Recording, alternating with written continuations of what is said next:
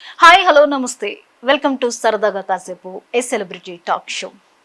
ఆయన ఒక legendary artist, ఒకప్పుడు అందరినీ అలరించినటువంటి టాప్ హీరోల్లో ఆయన ఒకరు.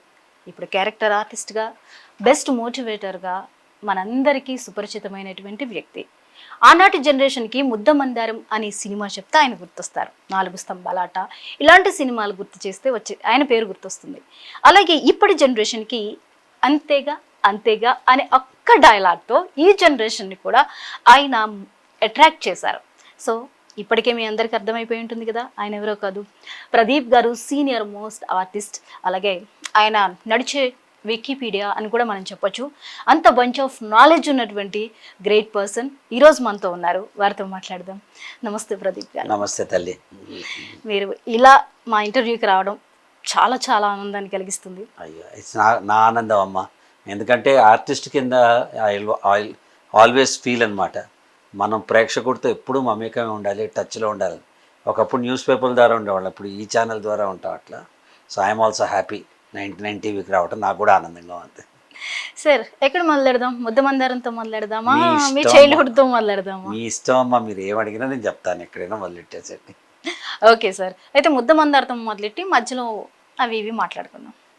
ముద్దమందారం ఆ టైటిల్ ఎంత క్యూట్గా ఉంటుందో, ఆ సినిమాలో పాటల గురించి కానీ, ఆ సినిమా గురించి కానీ, ఆ సినిమా హీరో గురించి కానీ, హీరోయిన్ గురించి కానీ. 80స్లో వచ్చింది కదా సార్, 81లో వచ్చిన ఈ మూవీని ఆ టైంలో చూసిన ఎవ్వరు మిమ్మల్ని మర్చిపోరు. అంతగా జనంలో చెరగని ముద్ర వేసింది. అసలు ఆ మూవీ ఎంట్రీ ఎలా జరిగింది సార్? అదే ఫస్ట్ మూవీ ఇంకేదైనా? అదే ఫస్ట్ అమ్మ. అంటే అంత ముందర నేను యాజ్ ఎ చైల్డ్ యాక్టర్ ఒక సినిమాలో యాక్ట్ చేశాను. బేసిక్గా మేము ఆన్ స్టేజ్ చిన్నప్పటి నుంచి చైల్డ్ ఆర్టిస్ట్గా యాక్ట్ చేసేవాడిని.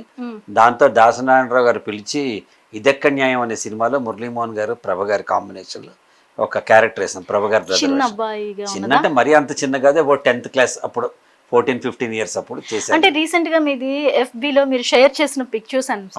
మురళీమోహన్ గారు ఉన్నారు, పక్కన మీరు ఉన్నారు. అదే అదే నాకు మీరు అప్పటి నుంచి యాక్ట్ చేస్తున్నారా అన్నది నాకు ఆ రోజు చూసిన తర్వాత అర్థమైంది. లేదా ఆ ఫోటో నేను మీకు పంపిస్తాను, మీరు అందులో పెట్టండి. సో ఇదెక్కడ న్యాయం అనే సినిమాలో యాక్ట్ చేశాను. అది మంచి క్యారెక్టరే, బట్ ఒక తమ్ముడు క్యారెక్టర్, మన హీరోయిన్ బ్రదర్ వేషం. ఇదైనా 4-5 ఇయర్స్ తర్వాత ఇంకా నేను హీరో అయ్యాను. నేను ఎంత ఏజ్ సార్ మీకు? నాకు 19 ఇయర్స్ అప్పుడు నేను హీరో అయ్యానమ్మా. 19 ఇయర్స్ కి హీరో అయ్యారు? 19 ఇయర్స్ కి హీరోనే అయ్యాను, డిగ్రీ 2nd ఇయర్. ఓకే. నన్ను యాక్చువల్గా పికప్ చేసినప్పుడు నాకు 18 ఏళ్ళే. నేను నటించేటప్పుడు 19, రిలీజ్ అయ్యే టైంకి 20 రన్నింగ్. అప్పుడు అబ్బాయిలకి 18 అంటే చాలా చిన్న ఏజ్ లెక్క. చిన్న ఏజ్ అది, అంటే కథే అలాంటిది కదా ముద్దమందారం అనేది. అది కల్ట్ మూవీ. కల్ట్ మూవీ అని ఎందుకు అంటున్నానంటే, అప్పట్లో ఎన్టీ రామారావు గారు, నాగేశ్వరరావు గారు, కృష్ణ గారు, శోభన్ బాబు గారు, కృష్ణరాజు గారు, మురళీమోహన్ గారు, చంద్రమోహన్ గారు, వీళ్ళు ఎస్టాబ్లిష్డ్ యాక్టర్స్. ప్రేమ కథలైనా వాళ్ళ మధ్య, విప్లవాత్మక కథలైన వాళ్ళ మధ్య వాళ్ళే తీసేవారు. ఈ తరుణంలో జంజాల్ గారు అప్పటికి 350 సినిమాలు యాజ్ ఎ రైటర్ ఆయన రాశారు. జంజాల్ గారు అద్భుతమైన సినిమాలు రాశారు. ఆయన డైరెక్ట్ చేయాలనుకోవటం, ఆ డైరెక్ట్ చేసే సినిమాకి ఒక కొత్త వాళ్ళతోటి తీయాలని, యంగ్ కాఫ్ లవ్ స్టోరీ తీయాలని ఆయనకు ఉండింది. అందుకని ఆయనే రాసుకున్నారు ముద్దమందారం కథ. రాసుకున్న ఆ కథలో మరి నాకు 18 కంప్లీట్, 19 రన్నింగ్, పూర్ణిమ అయితే 15-16 ఏళ్ళు. సో రియల్గా 18 ఏళ్ళ 16 ఏళ్ళ మధ్య, 15 ఏళ్ళ అమ్మాయి మధ్యన ఒక రొమాంటిక్ లవ్ స్టోరీ, అది కూడా విత్ వాల్యూస్, విలువలతో కూడింది, ప్రేమ. అసలు దాని క్యాంపెయినే లవ్ ఈజ్ లైఫ్ అని పెట్టారనమాట. అది చేయటం అనేది అందరికి ఎక్కేసింది. ఎందుకంటే డిఫరెంట్. ఇదే టైంలో మీకు సీతాకుచిలుకు వచ్చింది, ఇదే టైంలో సప్తపది, జేగంట్లు, ఈ 4 సినిమాలు వచ్చేటప్పటికి ఆ యూత్ఫుల్ లవ్ స్టోరీ స్టార్ట్ అయింది. దీనికి ప్రేరణ మళ్ళీ తమిళ సినిమా ఇండస్ట్రీ. అక్కడ అప్పటికే మాకంటే ఒక స్టెప్ ముందర కమల్ హాసన్ గారు, మోహన్, వీళ్ళందరూ చేయటం జరిగింది అనమాట. సో ముద్దమందారం అనేది తెలుగు వాళ్ళ మనసుల్లో ఒక కల్ట్ మూవీ కాబట్టి, ఒక అంటే పాయినర్, ఒక రకమైన, ఇప్పుడు బేబీ సినిమా వచ్చింది, ఒక కల్ట్ మూవీ, బలగన్ సినిమా వచ్చింది, ఒక కల్ట్ మూవీ, అలా ఒక జనరేషన్కి బాగా గుర్తుండిపోయాడు. ఇప్పటికి కూడా 42 ఏళ్ళు అందరూ ముద్దమందారం పిలుస్తూ ఉంటారు. ఫైన్, దాని అదృష్టం అది. సో జంజాల్ గారు ఐడెంటిఫై చేసి మమ్మల్ని పికప్ చేశారు అనమాట. సార్ ఆ ఛాన్స్ రావడానికి మీరు ఆడిషన్ ఇచ్చారా? ఆడిషన్ ఏంటమ్మా, అసలు నా కోసం కథ రాశారు. ఆడిషన్ ఏంటి అంటే మీ పిక్ చూసి ఆయన మిమ్మల్ని చూసి ఒక స్టోరీ డెవలప్ అయింది. కొంచెం మొహం మీద గుండ్రాలు వేసుకోవాలి, మనం వెనక్కి వెళ్ళాలి కదా. జంజాల్ గారు మా మామయ్య ఫ్రెండ్, నాకు చిన్నప్పటి నుంచి మాకు పరిచయం. మేనమా ఫ్రెండ్ కాబట్టి మేము సమ్మర్లో విజయవాడ వెళ్ళేవాళ్ళం. మేము హైదరాబాద్లో ఉన్న వెళ్ళేవాళ్ళం. అప్పుడు చిన్నప్పటి నుంచి బాగా ఆయన తెలుసు నాకు. ఆ, నేను అబౌట్ 10th క్లాస్ అది అయిపోయిన తర్వాత అనుకుంటాను అడవిరావుడు సినిమా వచ్చినప్పుడు. అడవిరావుడు సినిమా వస్తే ఆ డైలాగులన్నీ చెప్తుంటే నేను సరదాగా ఆయనే స్క్రిప్ట్ రాశారు దానికి. ఎన్టీఆర్ ఇష్టమా అని అడిగారు. ఎన్టీఆర్ ఇష్టమో అన్నా. అంటే ఏదో రోజు నిన్ను కూడా ఎన్టీఆర్లో హీరోని చేస్తాను అన్నారు. అంటే అన్నారు మామూలుగా. అప్పుడు నాకు హార్డ్లీ ఎనీథింగ్, నా బుర్రకంత ఎక్కలేదు. ఇది అయిపోయిన తర్వాత 1980 ఆల్మోస్ట్ అక్టోబర్ ఆ ప్రాంతంలో ఓ చీకటి రాత్రి ఆయన రాసిన ఒక నాటిక నేను మా బ్రదర్స్ అందరూ కలిసి వేసేవాడు. ఈ త్యాగరాజ గంశంలో ఈ నాటిక వేస్తుంటే జంజాల్ గారిని ఉన్నారు ఊళ్ళోంచి చీఫ్ గెస్ట్ కింద పిలిచాం. ఆయన వచ్చి చూసిన తర్వాత వెళ్ళటల్లా. ఏంటి అని అంటే ఆయన భుజం మీద చేసి నా సినిమాలో హీరోగా యాక్ట్ చేస్తావా అని అడిగారు. అసలు నేను ఎవరిని ప్రయత్నించాలా, ఒక విజిటింగ్ కార్డు వేసుకోవాలా, ఓ ఫోటోగ్రాఫ్ తీసుకోవాలా, ఎవరి దగ్గరికి వెళ్ళలేదు. అయితే మా నాన్నగారు ఎగిరి గంతేశారు. ఆయన ఫ్యామిలీ ఫ్రెండ్ మొన్నాడు మా ఇంటికి వచ్చారు. ఇక్కడ చిన్న ప్రతి సినిమాలో ప్రతి ఇన్సిడెంట్లో చిన్న ట్విస్ట్ ఉన్నట్టు మా అమ్మ ట్విస్ట్ పెట్టింది. పెట్టి నువ్వు వెళ్ళటానికి వీల్లేదు, ఎందుకు అంటే చెడిపోతావని భయం ఉంటుంది కదా. భయం, తల్లి కాబట్టి చెడిపోతావు అని భయం ఉంది. నేను మా అమ్మని అడిగా చెడిపోవటం అంటే ఏంటి అని అడిగా. ఆవిడ చెప్పింది చదువు మానేయటం, సిగరెట్ తాగటం, మందు తాగటం, అమ్మాయిలతో మిస్బిహేవ్ చేయటం, ఇట్లాంటివో ఆవిడ ఒక 15 చెప్పింది. నేను ఆవిడకి 42 ఏళ్ల క్రితం మాటిచ్చాను, ఇవేవి చెయ్యనమ్మా, నేనులా ఉంటాను అని. ఇవాళకి 42 ఏళ్ళైంది, మా అమ్మ పోయే 12 ఏళ్ళు అవుతుంది. నేను ఆవిడకి ఇచ్చిన ప్రామిసెస్లో ఒక్కటి కూడా ఇవాళ దాకా బ్రేక్ చేయలేదు. గ్రేట్. అలాగే ఉన్నాను నేను. అసలు ఆ మాట మీద ఏదో ఆ సినిమాల వరకు మీరు పరిమితం కాకుండా ఈ రోజుకి దాని మీద ఉన్నారు చూసారా. ప్రామిస్ అంటే దాని వాల్యూ ఏంటో తెలిసిన వారు. అంటే అది చాలా మంచిదమ్మా. అంతా ఒక డిసిప్లిన్లో మనం చూస్తుంది. ఓ స్థలం కొంటేనే మన చుట్టూ కాంపౌండ్ వాళ్ళు కట్టుకుంటాం కదా, స్థలం చుట్టూ. మరి మనం ఎంత విలువైన వాళ్ళం, మన చుట్టూ కూడా ఒక కాంపౌండ్ వాళ్ళు కట్టుకోవాలి. విలువలే మన కాంపౌండ్ వాళ్ళు, ఇలా ఫీల్ అయ్యాను. సరే ఇప్పుడు ఫిలసాఫికల్గా వెళ్తే చాలా వేరే ప్రేక్షకులు నచ్చవచ్చు కానీ. సో అలా జంజాల్ గారు పికప్ చేశారు, నన్నైతే పికప్ చేశారు కానీ హీరోయిన్ దొరకలే వాళ్ళకు పట్టాను. సో నన్ను నవంబర్ 80లో చెన్నై పిలిచి ఒక 5 months వాళ్ళ ఇంట్లో ఉంచుకున్నారు జంజాల్ గారు. అంటే horse riding, swimming, car driving, dance అన్నీ నేర్పించారు నాకు. మొత్తం నేర్పించటమే కాకుండా డైలీ నాకు ఒక సబ్జెక్ట్ ఉండేది అన్నమాట. ఇవాళ ఈ థియేటర్లో ఈ సినిమాకి వెళ్ళాలి, కమల్ హాసన్ ఎట్టా నటించాడో చూడాలి. మరో చరిత్ర సినిమా వెళ్ళాను, చూసాను.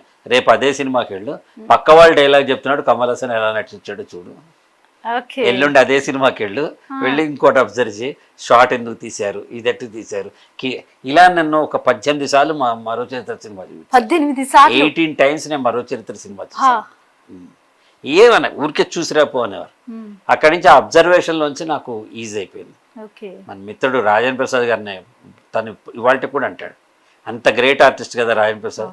అరే ఫస్ట్ సినిమాలో నువ్వు యాక్ట్ చేసినట్టు ఎవరు యాక్ట్ చేయలేదు, మేమంతా కూడా మీకంటే పెద్ద యాక్టర్లు ఉండొచ్చు, తర్వాత సక్సెస్ ఉండొచ్చు, కానీ ఫస్ట్ సినిమాలో నువ్వు యాక్ట్ చేసి. దానికి రీజన్ ఏంటంటే జంజాల్ గారు ఇచ్చిన ఇన్పుట్స్ అన్నమాట. అందుకే ఒక ఇంటర్వ్యూ మనం మీలా చేసినట్టు ఆలీతో సరదాగా చేస్తారు కదా, చేసినప్పుడు ఆలీ అడిగాడు అన్నమాట నన్ను, మేము జంజాల్ గారి పేరు మీద ఎవ్రీ ఇయర్ ఒక హాస్యోత్సవం చేస్తాం, తల్లిదండ్రులనే మర్చిపోతున్న ఈ రోజుల్లో మీరు ఏంటి గురువుని ఇట్లా గుర్తుపెట్టుకున్నారు. కాంటెస్ట్ ఏం చెప్పానంటే, నేను ఆకలి మీద ఉన్నవాడికి ఎవడైనా చేపలు కూరిస్తాడు, కానీ ఆకలి మీద ఉన్నవాడికి చేపలు పట్టడం నేర్పిస్తే ఆకలి అనేది లేకుండా చేసేవాడే గురువు, నా గురువు అలా నేర్పించాడు నాకు అని చెప్పాను అనమాట. నాకే కాదు, మీరు తీసుకోండి, ఏ ఆర్టిస్ట్ అయినా నాతో పాటు పూర్ణిమ అనుకోండి, తులసి అనుకోండి, రాజేంద్ర ప్రసాద్ అనుకోండి, నరేష్ అనుకోండి, కోట గారు, బ్రహ్మానందం, వీరభద్రరావు, వేలు, Srilakshmi, Dharmavaram Subrahmanyam, Gunde Hanumantharao, you take any artist, ఆయన స్కూల్ నుంచి వచ్చిన వాళ్ళని తీసుకోండి, వాళ్ళందరూ అదే చెప్తారు. అట్లా నేర్పించి మోల్డ్ చేసుకున్నారు. అంటే మట్టి ముద్దల్ని వాళ్ళు ఆయన మంచి యాక్టర్ల కింద చేసుకున్నారు. ఆల్ క్రెడిట్ గోస్ టు జంజాల్ గారు. మరి పూర్ణిమ గారి గురించి చెప్పండి. పూర్ణిమ గురించి ఎలా ఉండేది, ఆ సబ్జెక్ట్ చేయడం ఇద్దరికీ కొత్తే కదా, ఎట్లా ఉంది? అంటే పూర్ణిమ యాక్చువల్గా అండి, పూర్ణిమది చాలా ఒక రకంగా చెప్పాలంటే అదృష్టంగా ఈ యూనిట్లోకి వచ్చింది. లక్, చాలా లక్ తనకి. నేను ఇందాక చెప్పా కదా, నేను డిసైడ్ అయిపోయాను ఒక ఆల్మోస్ట్ 1 year ముందర, హీరోయిన్ ఫిక్స్ కాలేదు. ఆ హీరోయిన్ కోసం ఆయన మైండ్లో కొన్ని ఉన్నాయి. అమాయకంగా ఉండాలి, పల్లెటూరుగా ఉండాలి, కాస్త బొద్దుగా ముద్దుగా ఉండాలి, ఆయన మైండ్లో కొన్ని ఒక డైరెక్టర్ పర్స్పెక్టివ్ ఉంటుంది కదా. సో డైలీ నన్ను ఆఫీసు పిలిచేవారు, ఎందుకంటే ఎవరో ఒక అమ్మాయితో ఆడిషన్స్ అయ్యి వాళ్ళు వీళ్ళిద్దరు జంట బాగుందా లేదా అనుకునేవాడు. ఇలా అయిపోయి ఇంకో 15 రోజుల్లో సినిమా షూటింగ్ స్టార్ట్ అయిపోవాలి, ఇంకా షెడ్యూల్ కూడా వేసుకున్నారు. హీరోయిన్ ఫిక్స్ కాల, లేదా షార్ట్ లిస్ట్ చేసి పెట్టుకున్నారు 2-3, ఎవ్వరు దొరకపోతే వీళ్ళతో చేద్దాం అన్నట్టుగా. ఆ టైంలో ముద్దమందారం ఆఫీసు నెంబర్ 40 గిరి రోడ్లో ఉండేది. ఆఫీస్లో అంత ముందర హరిశ్చంద్రుడు అనే సినిమా ఆఫీస్ అది. దానిలో పూర్ణిమ ఒక చిన్న వేషం వేసింది ఆ హరిశ్చంద్రుడు అనే సినిమాలో. బై ఛాన్స్గా ఆ సొరుగులో ఎక్కడో అమ్మాయి ఫోటో కనిపించింది జంజాల గారికి. దాని వెనకాల వాళ్ళ ఫాదర్ నెంబరు అది ఉంది. వెంటనే కాల్ చేసి పిలిపించడం, ఆ అమ్మాయి సెలెక్ట్ అవటం అయింది. కానీ పరిపూర్ణ అమ్మాయికి ఏం తెలియదు, ఏం చెప్తే చేసేసేది. జంజాల్ గారు ఏం చెప్తే చేయటం అంతే. అప్పుడు ముద్దమందారంకి అసలు ఏమీ తెలియదు తనకి. చాలా చిన్న 15 కంప్లీట్ 16 అబౌట్ 15-16 ఇయర్స్ ఏజ్. అప్పుడు చాలా అమాయకంగా ఉండేది. సో కానీ ఏం చెప్తే బాగా చేసేసేది. వాళ్ళ పేరెంట్స్ ఉండేవారు, గ్రాస్పింగ్ చాలా బాగుండేది తనకి. సో అట్లా తను లేటర్ ఆన్ 100 ఫిల్మ్స్ దాకా సిస్టర్ క్యారెక్టర్స్ అంటే పూర్ణిమని కృష్ణ గారికితోనే కలిసి ఎన్నో ఏళ్ళు యాక్ట్ చేసింది తను. అలా మంచి శ్రీవారి ప్రేమలేఖలు, ఇంట్లో రామయ్య, వీధిలో కృష్ణయ్య, మాపల్లెలో గోపాల, మంచి పాటలు. తొలిసారి మిమ్మల్ని చూసి మొదలు పాట ఈ రోజుకి ఎవర్ గ్రీన్. అలాగే రాణి రాణమ్మ పాట అదంతా. అలాగే వచ్చే వానజల్లు చిరంజీవి గారితో ఇంట్లో రామయ్య. అట్లా అమ్మాయికి అదృష్టం కలిసి వచ్చిన తర్వాత తను లేటర్ ఆన్ తను రతన్ అని ఒక ఆయనతో, వాళ్ళ రిలేటివ్ అనుకుంటాను, వెడ్డింగ్ ఇవాళ కూడా నాకు టచ్లోనే ఉంటారు, ఫ్యామిలీ ఫ్రెండ్స్ వాళ్ళతో ఇవాళ కూడా ఉంటారు. 4 స్తంభాలలో మల్టీ స్టారర్ అనొచ్చు కదా. మల్టీ స్టారర్ అని కాదు, మంచి కథ ఉన్న సినిమా. బ్లాక్ బస్టర్ హిట్ అయింది అంతే, చాలా పెద్ద హిట్ అమ్మ. 175 days ఎన్ని థియేటర్లు. తెలంగాణలో అయితే అది ఇంకా ఎక్కువ హిట్ అయింది. ఇవాళ కూడా 4 స్తంభాలు అట్ట అంటారు అనమాట. అవును, ఆ టైటిల్స్ ని మళ్ళీ రీప్లేస్ చేసే సినిమాలు కూడా రాలేదు సార్. 4 స్తంభాలు అంటే అదే. అసలు ఎంత పెద్ద హిట్ అంటే అది. అందులో నాకు చాలా మంచి పేరు వచ్చినమ్మా. అందులో సాక్రిఫైసింగ్ క్యారెక్టర్. కారణాల వల్ల నరేష్ అమ్మాయిని ప్రేమించి వాళ్ళిద్దరు ఒకటవుతారు. అయిన తర్వాత తను ఇంకో పెళ్లి చేసుకోవాల్సి వస్తుంది. ఈ పిల్ల తల్లి అవుతుంది. అప్పుడు నేను మధ్యలో వాళ్ళిద్దరి ప్రేమకి నేనే మధ్యలో ఉంటాను అన్నమాట క్యారెక్టరు. తను పెళ్లి చేసుకుంటానమ్మ. ఒక డైలాగ్ ఉంటుందమ్మా, ఇవాళకి కూడా నాకు తెలిసి తెలుగు చలనచిత్ర రంగంలో కానీ తెలుగు కథ వ్యవస్థలో కానీ అలాంటి డైలాగ్ నాకు తెలిసైతే లేదనమాట. 4 స్తంభాలు చెప్తాను. అది ఫస్ట్ నైట్ సీను. నేను పెళ్లి చేసుకుంటా అమ్మాయిని. పెళ్లి చేసుకున్న తర్వాత అమ్మాయితో అంటాను, నలుగురు దృష్టిలో మనం భార్యాభర్తలు, 4 గోడల మధ్య మనం అన్నా చెల్లెళ్ళం అని చెప్తాను. అసలు ఇలాంటి ఇంతకంటే పెద్ద రెబల్ సినిమా లేదు, ఇంతకంటే యాంటీ క్లైమాక్స్ సినిమా లేదు, ఇంతకంటే అసలు గుండెని పిండేసే సంఘటన లేదు. అసలు ఆ డైలాగే ఎవరు ఊహించరు కదా సార్ ఆ డైలాగ్ ని. అంతే, ఎంత వ్యక్తిత్వం అంటే ఈ క్యారెక్టర్కి అసలు చాలా బాగుంటుంది క్యారెక్టర్. అది అదృష్టం. అది ఎంత 19 కంప్లీటెడ్ 20 yearsలో 4 స్తంభాలు అడిగేసాను. 21లో 2 జేళ్ల సీట్ చేశాను. అది కూడా సూపర్ హిట్ సినిమా. చాలా 4 అబ్బాయిలు ఒక అమ్మాయిని ప్రేమించి ఎవరు 4 ఫ్రెండ్స్ వీళ్ళు. ఆ అమ్మాయి చెప్తుంది, మీ 4 కాదు 5వ వాడు వల్ల ఇట్టవాడు నన్ను మోసం చేశాడంటే వెళ్ళి 5వ వాడు తల ఉంచి ఈ అమ్మాయికి ఇచ్చి పెళ్లి చేస్తారనమాట. అందులో సాంగ్స్ కూడా హిట్ కదా, చాలా మంచి 2 జేళ్ల సీత పాట, అవన్నీ కొబ్బరి నీళ్ళ జలకాల, చాలా మంచి మంచి పాటలు ఉందమ్మా. అది రమేష్ నాయుడు గారు మ్యూజిక్. తులసి గారితో కూడా మీకు ఇప్పటికీ తులసి నన్ను అన్నయ్య 4 స్తంభాలట్లో దగ్గరించి ఈ రోజుకి కూడా ఆన్ డైలీ బేసిస్ నాకు ఏదో మెసేజ్లో మేము కలిసి ఉంటాం. నేను, నరేష్, తులసి, పూర్ణిమ, రాయన్ ప్రసాద్, అంటే ఆ తరం వాళ్ళు కొంతమంది ఇవాళ కూడా చాలా కలిసి ఉంటాం అంతా. ఓకే సార్, పూర్ణిమ గారిలో మీకు నచ్చిన క్వాలిటీ ఏంటి? అమాయకత్వం. ఓకే, తులసి గారిలో? తులసి తెలివిగలది, బట్ ఎక్స్ట్రాడినరీ ఆర్టిస్ట్. అసలు తులసి గ్రాఫ్ చేస్తుంది, అసలు చేయడం కానీ చాలా మంచి ఆర్టిస్ట్ తులసి. నరేష్ గారిలో? Naresh most transformed person. ఒకప్పుడు నేను ఫస్ట్ షాట్ చూశాను నరేష్, నాతోనే ఫస్ట్ సినిమా కదా మీ ఇద్దరం, తను నాకు సెకండ్ సినిమా, తనకు ఫస్ట్ సినిమా 4 స్తంభాలట. అప్పుడు చూసిన నరేష్కి ఇప్పుడు చూస్తున్న నరేష్కి నేను వాడితో అదే చెప్తా, నీ అంత ట్రాన్స్ఫార్మ్డ్ ఆర్టిస్ట్ ఎవరిని చూడలేదురా నిజంగా అంట. అంత మెచ్యూరిటీ. ఇప్పుడు ఏ పాత్రలైనా ఒదిగిపోతాడు మొత్తం అంతా.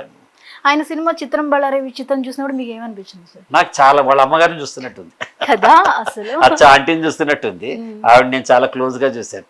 నరేష్ నాకు మంచి ఫ్రెండ్, ఇవాళ కూడా మేము బాగా F2 మంచి మూవీలో ఫ్రెండ్స్. మిమ్మల్ని చూసి సో నరేష్ వండర్ఫుల్ యాక్టర్, ఒక్క తను dialogue ట్రాన్స్ఫార్మ్ ఒప్పుకున్నారు సార్ అసలు. వాడు కూడా ఏంటంటే పైకి అది గొప్పగా అలా ఉంటాడు, మీకు తెలుసా బట్ ఒక్క ఇన్సైడ్ dialogue? బ్యూటిఫుల్. అవునమ్మా, అవునమ్మా. చాలా బాగుంటాడు, అనిల్ మంచి రావిపూడి మనసు గారు ఉన్నవాడు. గొప్పతనం. పైకి చూస్తే అలా మామూలుగా టఫ్ లా కొబ్బరికాయలాగా, పైన గట్టిగా ఉంటాడు, లోపల చాలా మెత్తగా. సాఫ్ట్ గా ఉంటాడు నరేష్ కూడా. కృష్ణ గారితో మీకు రేపో బాగుండేది అప్పట్లో. అంటే కృష్ణ గారు నా అభిమాన హీరో అమ్మ, ఆయనతో నాకు చాలా ఇష్టం కృష్ణ గారు అంటే. కృష్ణ గారితో నేనే సందర్భాలు కల్పించుకుని వెళ్ళిన సందర్భాలు ఉంటాయి, Okay. వెళ్ళి మాట్లాడాను. బికాస్ ఆఫ్ నరేష్ ఆ ఫ్యామిలీకి చాలా దగ్గరగా ఉండేవాళ్ళం మేము. మ్మ్. కృష్ణ గారిని చూడటానికనే నేను వాళ్ళ ఇంటికి కూడా వెళ్ళి కృష్ణ గారిని చూసిన సందర్భాలు ఉన్నాయి. మ్మ్. చాలాసార్లు కృష్ణ గారితో మాట్లాడటం, వాటితో చేసుకోవటం చేశాను. కృష్ణ గారు చాలా ఇష్టమైన వ్యక్తి నాకు. ఎందుకు ఇష్టం అంటే కూడా టాలెంట్ అందరికీ ఉంటుందమ్మా. టాలెంట్ అనే పదం కృష్ణ గారు, ఎన్టీఆర్ ఎవరు, ఎవరి నేనే talent మీరే, ఆ. ఇందులో ఏం కంపారిజన్ లేదు. It's a relative term. కానీ కృష్ణ గారిలో ఉన్న మంచితనం, యాటిట్యూడ్ మాత్రం ప్రపంచంలో చాలా కొద్ది మందికి ఉంటుంది. ఓకే. సో నేను అందుకే చెప్తాను, నాకు ఇద్దరే ఇండస్ట్రీలో నేను లైక్ చేసే యాటిట్యూడ్ గురుస్, వాళ్ళు కృష్ణ గారు, రెండు మురళీమోహన్ గారు. ఓకే, మురళీమోహన్ గారు. మురళీమోహన్ గారు. ఎందుకు? వాళ్ళ ప్రవర్తన ఎంత డౌన్ టు ఎర్త్ ఉంటారు, ఎంత బాగా మాట్లాడతారు, వాళ్ళకి ఎంతవరకు ఉండాలో అంతవరకే మాట్లాడతారు. మ్మ్. కృష్ణ గారు అయితే అసలు నేను ఆశ్చర్యపోయా 3-4 సందర్భాల్లో ఆయన దగ్గరగా చూసేస్తాను. మ్మ్. ఓ ఇంత మంచిగా ఉండొచ్చా, ఇలా ఉండొచ్చా, ఇంత ప్రాక్టికల్గా ఉండొచ్చా మ్మ్. అని చెప్పి ఆయన చాలా. వారిద్దరితో మీకు చేసే ఛాన్స్ రాలేదా? మురళీమోహన్ గారితో వచ్చిందమ్మా. నేను ఫస్ట్ చిన్నప్పుడు చేసింది? చిన్నప్పుడే కాదు, పెద్దయ్యాక నేను పెళ్లి పందిరి అనే సీరియల్ ఈటీవీకి చేశాను. ఓకే. అందులో నా ఫాదర్ క్యారెక్టర్ మురళీమోహన్ గారి చేతి హ్యాపీ అయితే. హ్యాపీ. నేను ఆయనతో కలిసి వర్క్ చేశాను. నాగేశ్వరరావు గారితో మట్టి మనిషి అనే సీరియల్ తీశాను. మ్మ్. నేను పెళ్లి పందిరి సీరియల్కి సంగీతం శ్రీనివాసరావు గారు మ్యూజిక్ చేశారు. మ్మ్. నేను చాణక్య సీరియల్ చేస్తే నారాయణ రెడ్డి గారు పాట రాశారు. పెళ్లి పందిరికి సిరివెన్నెల గారు పాటలు రాశారు. సో నాకు ఇష్టమైన వాళ్ళందరితో నేను కలిసి లైటర్ స్టేజ్లో పనిచేసుకున్నాను. సార్ మీరు మంచి మూవీ మేకర్ కూడా. మూవీ మేకర్కి ఆర్టిస్ట్కి డిఫరెన్స్ ఏంటి సార్? అంటే ఒకటమ్మా, ఒక యాక్టరు నాకున్న పరిధిలో నేను ఆలోచించాలి. ఓకే. అప్పుడప్పుడు నా పరిధి కూడా కరెక్ట్ కాదేమో. డైరెక్టర్కి we'll have a larger perspective. మ్మ్. నేను ఊరికే నా పాత్ర చూసుకుంటూ ఉంటాను. డైరెక్టర్ ఈ పాత్ర ముందేం చేసింది, వెనకేం చేసింది, పక్క వాళ్ళతో పోల్చి చూస్తే వీడు ఎలా ఉంటాడు అనే ఒక సంపూర్ణ అవగాహన కలిగిన వారు ఫిలిం మేకర్. మ్మ్. అది సీరియల్ అవ్వచ్చు, సినిమా అవ్వచ్చు, చిన్న షార్ట్ ఫిలిం అవ్వచ్చు. టోటల్ బర్డ్స్ ఐ వ్యూ అంటారు కదా, ఆ పైనుంచి కంప్లీట్ ఉన్నవారు డైరెక్టర్. యాక్టర్ ఏంటంటే నా పాత్ర వరకు నేను బాగా చేయాలి. యాక్టర్ అయ్యేటప్పటికి నాకు నేను జ్యోతి కంటే బాగా యాక్ట్ చేయాలని స్వార్థం ఉంటుంది, కానీ డైరెక్టర్కి ఆ స్వార్థం ఉండదు. మొత్తం ప్రోడక్ట్ మొత్తం మీద ఉంటుంది. నేను డైరెక్టర్ అయినప్పుడు నేను యాక్టర్ డైరెక్టర్, నేను ప్రతి సీరియల్లో నేను డైరెక్ట్ చేసిన వాటిలో నేను యాక్ట్ చేస్తూ డైరెక్ట్ చేసుకున్నాను. అయినా నా పాత్ర కంటే నీ పాత్ర ఇంపార్టెంట్ అనుకో ఈ సీన్లో. అరే ఈ అమ్మాయి చేత బాగా చేయించాలని తప్పని ఉంటుంది డైరెక్టర్కి. So I feel director is a better position then actor. Okay. కానీ చాలా టఫెస్ట్ జాబ్ కదా. టఫ్ అంటే చాలా ఛాలెంజింగ్ అమ్మా, బాగుంటుంది. నేను ఫస్ట్ సీరియల్ చేసిందే యాక్చువల్గా చరిత్ర ఏంటంటే, తెలుగులో ఫస్ట్ సీరియల్ అనగనగా ఒక శోభ. అనగనగా ఒక శోభ. దాని గురించి పెద్దగా తెలియదు అందరికి, ఎందుకంటే హైదరాబాద్ దూరదర్శన్ ఉండేది. అది కేవలం ఒక 5-10 కిలోమీటర్స్ రేడియస్లో ఉండేది. మ్మ్. సరే నేను 3 సినిమాలు యాక్ట్ చేసిన తర్వాత హీరోగా నాకు కొంచెం కొద్దిపాటి భయం వేసింది. మ్మ్. ఇది చెప్తే ఎవరైనా ఆశ్చర్యపోతారు, కానీ అప్పటి దేశకాలమాన పరిస్థితుల ప్రకారం బై ఛాన్స్ ఒక లోవర్ మిడిల్ క్లాస్ ఫ్యామిలీ నుంచి నేను వచ్చాను. బై ఛాన్స్ నేను ఫెయిల్ అయితే, బాగా చదువుకునేవాడిని, ఫెయిల్ అయితే అని ఒక చిన్నపాటి భయం అందరికి ఉన్నట్టు నాకు వచ్చింది. ఓకే. సో ఎర్లీ ఏజ్లో వచ్చాను కాబట్టి ఒక 3 ఏళ్ళు బ్రేక్ తీసుకుని, 22 నాకు 2 ఏళ్ళు సీత చేసినప్పుడు 3 ఏళ్ళు బ్రేక్ తీసుకుని నేను చార్టెడ్ అకౌంటెన్సీ చదువుకోవడం నాకు అంబిషన్ ఉండేది అని సిఏలో జాయిన్ అయ్యాను. సిఏ ఇంకా ఫైనల్ స్టేజ్లో ఉండగానే నేను ప్రభు గారు దూరదర్శన్లో కెమెరామెన్గా పనిచేసేవారు. వారు ఎవరినో తీసుకుని మా ఫాదర్ దగ్గరికి వచ్చి ఒక టెలి సీరియల్ తీస్తున్నాను నేను, మ్మ్. ప్రదీప్ గారిని హీరోగా యాక్ట్ చేయించాలి అందులో అని అడిగారు. మ్మ్. మా ఫాదర్ ఏం ఆలోచించారంటే, వీడు నాటకంలో వేశాడు, ఆల్ ఇండియా రేడియోలో వేశాడు, సినిమాలో వేశాడు, టీవీలో వేస్తే వర్సిటైల్ అయిపోతాడు ఇంకా అని మా ఫాదర్ ఆలోచించారు. మ్మ్. నాకు అసలు యాక్చువల్గా ఇష్టం లేదంటే, అప్పుడు చదువుకుంటున్నా కాబట్టి డైవర్షన్ అవుతుందేమో అని నేను అనుకున్నాను. బట్ ఆయన చెప్పారు, మా బ్రదరు అడ్వర్టైజింగ్లో ఉన్నారు, ఆయన కూడా ఏం చెప్పారంటే, అప్పటికి ఇంకా తెలుగులో సీరియల్ రాలా, హిందీలో హమ్లోగ్ అని ఒక సీరియల్ వచ్చేది అంతే, ఓకే. నువ్వు ఇది చేస్తే నీకు ఫ్యూచర్ ఉంటుంది అని మా అన్నయ్య కూడా చెప్పాడు. మ్మ్. సరే చూద్దామని చేశా. వాళ్ళు ఏదో వాళ్ళకి తోచిన పరిధిలో చిన్న బడ్జెట్ ఏదో తీశారు, అది కేవలం హైదరాబాద్ పరిధిలో. కానీ చేసేటప్పుడు I envisaged television will be tomorrow's future అని నేను అర్థమైంది. అర్థమై నేను ఒక ప్రొడక్షన్ హౌస్ పెట్టా. So first professional in Telugu నేనే. ఫస్ట్ సీరియల్ అనగనగా శోభైన, అందులో హీరోని నేనే. తర్వాత వచ్చిన సీరియల్ బుచ్చిబాబుని ప్రొఫెషనల్ ప్రొడక్షన్ హౌస్ మేము పెట్టాను, నియారికా ఫిల్మ్స్ అని పెట్టి నేనే ప్రొడ్యూసర్, నేనే డైరెక్టర్, అండ్ దెన్ నేనే హీరో. ఈ సీరియల్ తీసాం. అనుకోకుండా ఏం జరిగిందంటే ఇది వచ్చే టైంకి మొత్తం ఆంధ్రప్రదేశ్ అంతా కనెక్ట్ అయింది, లో పవర్ ట్రాన్స్మిటర్స్ ద్వారా కనెక్ట్ అయ్యి ఆంధ్ర రాష్ట్రం మొత్తం, అంటే తెలుగు వాళ్ళందరూ చూసిన ఫస్ట్ సీరియల్ బుచ్చిబాబు. అది ప్రొడ్యూసరు, డైరెక్టర్ నేనే. సీరియల్ మొత్తానికి అది అందరూ చూసారన్నమాట. ఇది చరిత్ర. దాని తర్వాత ఇంకా ఓ 10 years పాటు మేమంతా సూపర్ స్టార్స్ దూరదర్శన్లో. ఇంకొకటి వారానికి అరగంట సీరియల్ కోసం వేచి చూసేవాళ్ళమ్మా. ఇప్పుడు రోజుకి 24 సీరియళ్ళు, 4 ఛానల్లో 90 సీరియల్ టైంకి పవర్ పోతే ఎంత బాధపడేవారు, ఏమైపోయిందో సీరియల్ అని. నేను ఒక ఇన్సిడెంట్ షేర్ చేస్తాను. కారులో వస్తున్నాం మేము, ఎక్కడ సూర్యాపేట నుంచి, విజయవాడ నుంచి హైదరాబాద్ వస్తుంటే, సూర్యాపేట వచ్చేవాడు కారు ఏదో హీట్ ఎక్కింది, కాసేపు ఆగాలని డ్రైవర్ చెప్పాడు. సరే టీ తాగుతా నేను ఎదురుగా చూస్తే ఒక ఇంటి మీద యాంటీనా కనిపించింది. అప్పుడు ఇంటి మీద యాంటీనా అంటే మన కస్టమర్ల నేను అప్పుడు పెళ్లి చూపులు అనే సీరియల్ వస్తుంది.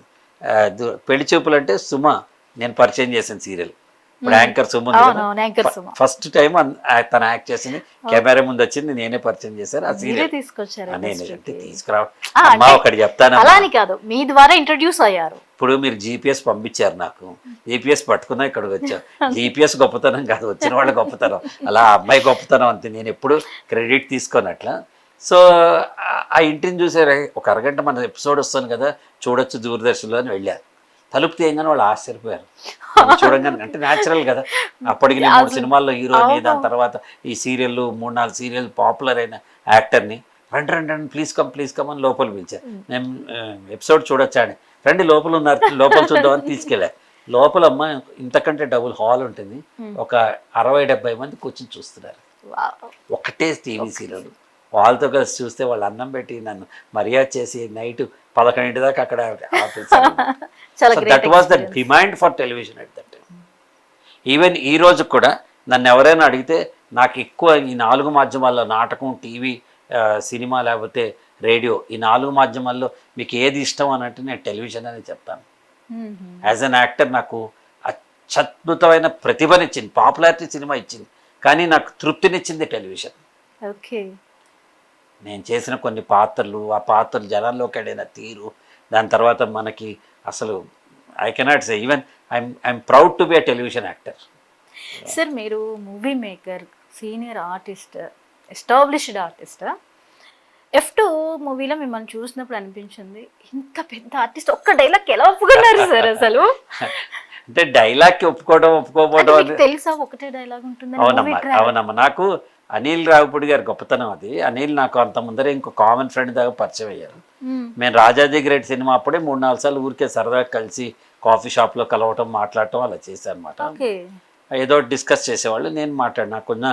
అంటే అతను నాలో లైక్ చేసి నా పర్సనాలిటీ డెవలప్మెంట్, మోటివేషన్ లైక్ చేశాను. అతను మాట్లాడుతూ జంజాల్ గారు అంటే ఇష్టం, ఆ కబుర్లు చెప్పుకుంటూ ఏదో we have become good friends.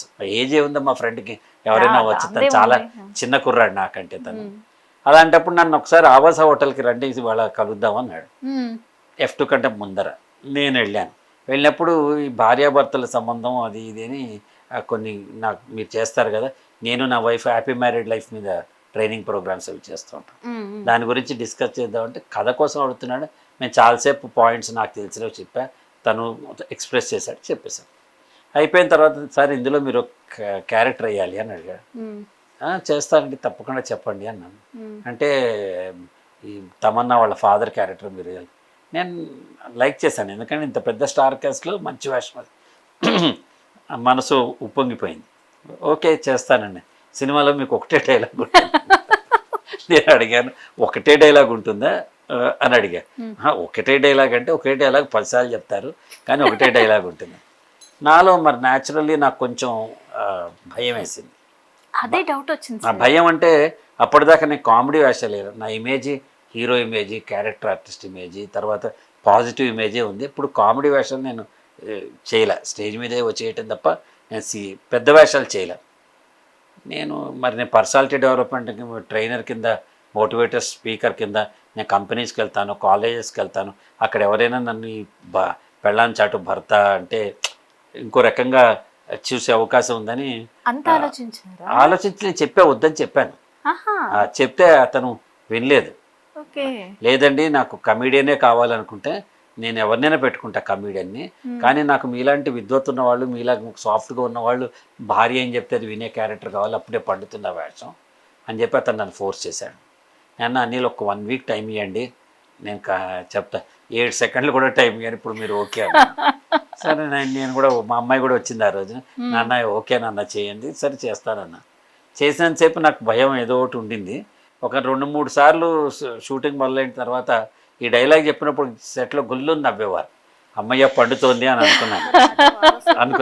డబ్బింగ్కి వెళ్ళినప్పుడు నాకు రియల్గా తెలిసిందమ్మా. డబ్బింగ్ వెళ్ళగానే ఇంజనీర్ గారు చెప్పారు, సార్ తట్టుకోలేకపోతున్నాం మీ క్యారెక్టర్ వస్తే అన్న. ఓ నిజమేనా అనుకుంది. ప్రీ రిలీజ్ ఈవెంట్కి వచ్చేవాడికి దేవిశ్రీ ప్రసాద్ మంచి మిత్రుడు నాకు ఆయన, బట్ అప్పుడప్పుడు కలుస్తాం. స్టేజ్ మీద ఆ కార్నర్లో ఉన్నా, నేను ఈ కార్నర్లో అలా పరిగెత్తుకొచ్చి నా వెనక నుంచి చేసి నా చెవులు, సార్ తినేశారు సార్ మీరు, అసలు నేనైతే పొట్ట చెక్కలేయని నవ్వాను. అంతుందా అనుకున్నాను నేను. నాకు నిజం అంటే మళ్ళీ నాకు నా పాత్ర ఏదో తెలుసు తప్ప టోటల్ రన్ తెలియదు కదా మనకి అని అనుకున్నాను. ఫస్ట్ డే నాటి సుదర్శన్ 35లో అందరం వెళ్ళాం. దిల్ రాజు గారి దగ్గరించి వెంకటేష్ గారు అందరం ఎంటైర్ యూనిట్ ఫస్ట్ షోకి వెళ్ళాం, 11 o'clock షోకి. దిల్ రాజు గారు రావటం ఏంటి చెప్పారు, ప్రదీప్ గారు మీది బాగా హిట్ అయింది, నేను ప్రీవియస్ షో చూసా, ఎవడు కుర్చీలో కూర్చోట్ల మీరు అంతేగాని దొరుకుతున్నారు అన్నాడు. అవునా అనుకున్నాను నేను. ఫార్చునేట్లీ అది హిట్ అయిపోయింది అంతే. ఆ మూవీని అసలు 3 times చూసాం సరే కామెడీ కోసం. అదృష్టం ఏంటంటే కరోనా వచ్చింది, స్టార్ మాలో అది కంటిన్యూస్ వచ్చేది, ప్రతి వాళ్ళు నాకు ఆ డైలాగ్. కానీ చాలా స్ట్రేంజ్ ఏంటంటే అది యాక్చువల్గా పెద్దవాళ్ళకి పట్టాల్సిన డైలాగు, పెద్దవాళ్ళతో పాటు పసిపిల్లలు కూడా పట్టేశాను. అసలు చిన్నపిల్లలు ఎంత అయ్యారంటే నాకు ఆశ్చర్యం ఎక్కడ వేసిందంటే, నాకు పిల్లలంటే ఇష్టం. ఎప్పుడైనా పిల్లాడు కనిపించగా నన్ను ఇప్పుడు అంతేగా అంకుల్ అంటే నాకు చాలా ఆనందంగా ఉంటుంది అసలు. ఓకే, మరి ఇక మ్యారీడ్ లైఫ్ గురించి, మీరు ఏ ఏజ్లో మ్యారేజ్ చేసుకున్నారు? నాకు 27 ఏళ్ళమ్మా, మా ఆవిడకి 21 ఏళ్ళు, 22 ఏళ్ళు. మాది అరేంజ్డ్ మ్యారేజ్. లవ్ చేయలేదు ఎవరిని? లవ్ పెళ్లి కుదిరాక చేసా, ఎందుకు చేయలేదు? లవ్ చేయకుండా 35 ఏళ్ళ నుంచి. కాలేజ్ ఏజ్ లో క్రష్లు అలాంటివి ఏం లేవా? అంటే క్రషెస్ అవన్నీ ఉన్నాయా లేవా నాకు తెలియదమ్మా. ఎందుకంటే నేను సెకండ్ ఇయర్ డిగ్రీలో ఉండగానే, నేను ఇందాకే చెప్పాను, ఒక లోవర్ మిడిల్ క్లాస్ ఫ్యామిలీ నుంచి వచ్చా. చుట్టూ నాకు అమ్మాయిలు ఉండేవాళ్ళు, గర్ల్ ఫ్రెండ్స్ ఉండేవాళ్ళు, కానీ ఈ క్రష్లు ఇవన్నీ నాకు తెలియదు. నేను డిబేట్లు మాట్లాడటం, నాటకాలు వేయటం, చదువుకోవటం, ఒక రకమైన తెలియకుండా పెరిగాము, తల్లిదండ్రుల చాటును పెరిగాను నేను. బట్ ఈవెన్ షూటింగ్లు చేసేటప్పుడు జంజాల్ గారు ఉండే, ఇన్ఫ్యాక్ట్ ముద్దమందారం అంత రొమాంటిక్ లవ్ స్టోరీ అయితే అందులో హీరోయిన్ తాత వేషం వేసింది మా సొంత తాతగారు, మా మదర్స్ ఫాదర్. మరి ఎలా చేశారు సార్? ఆయన ఉన్నారు, ఉంటే మా నాన్న కూడా వచ్చేవారు షూటింగ్. అంటే మీకు హెసిటేట్ అవ్వలేదా? నాకేం తెలియదమ్మా, ఒక్కటే నాకు తెలిసిన డైరెక్టర్ ఏం చెప్తే చేయడం ఒక్కటే తెలుసు, మాకేం తెలియదు అంతే. చూసిందాక ఇలా ఉంటుందని కూడా తెలియదు నాకు. సో క్రషెస్ అవన్నీ ఏం లేవు నాకు. అండ్ దెన్ నేను సిఏ చదువుకోవటం, సిఏ ఫైనల్గా ఉండంగానే ఈ సీరియల్స్ చేసేయటం, కెరియర్ కావాలి, కెరియర్ ఎస్టాబ్లిష్ అవ్వాలని. ఏంటమ్మా పగలు రాత్రి తేడా లేకుండా వర్క్ చేసేవాళ్ళం. నేనే ప్రొడ్యూసర్, నేనే డైరెక్టర్, నేనే యాక్టర్, మామూలు విషయం. ఒకటి తర్వాత ఒకటి ప్రొడక్షన్స్ చేసుకుంటే వెళ్ళామండి, చిన్న పెద్ద ఇవి కాకుండా కార్పొరేట్ ఫిల్మ్స్, అడ్వర్టైజ్మెంట్ ఫిల్మ్స్. పైగా మేము 5 బ్రదర్స్, 2 అన్నయ్యలు పెళ్ళిళ్ళు అయిపోయి నా టర్న్ వచ్చేటప్పుడు నాకు 27 ఏళ్ళు వచ్చింది ఇంట్లో. సడన్లీ మా ఇంటికి ఎవరు వచ్చారు, మా తెలిసిన వాళ్ళు ఎవరు వచ్చారని చెప్పారు. వాళ్ళతో మా ఫాదర్లో వచ్చారు, ఆయన ఫాదర్లో నాకు తెలియదు. అప్పుడు వాళ్ళు బాగా మాట్లాడి, ఇప్పుడు నీతో ఎలా మాట్లాడుతాను అట్లా కబుర్లు చెప్పేసి మాట్లాడేశారు. మా ఫాదర్లో ఇంప్రెస్ అయ్యారు. మా మదర్ వెళ్ళి చూసి, అమ్మాయిని చూసి, తన్ని చూసి, మా సరస్వతి గారిని చూసి తను ఇంప్రెస్ అయిపోయింది. ఇంకా మమ్మల్ని చూడుకోమన్నారు, ఒకసారి చూసుకున్నాం, చేసుకోమన్నారు, చేసుకున్నాం అంతే. ఫస్ట్ లుక్ లో ఏమనిపించింది సరస్వతి? చాలా, నాకు ఎలాంటి భార్య కావాలో అలాంటి భార్య చూడగానే తను ఇవాళకి కూడా తన గొప్పతనం అదే అమ్మా.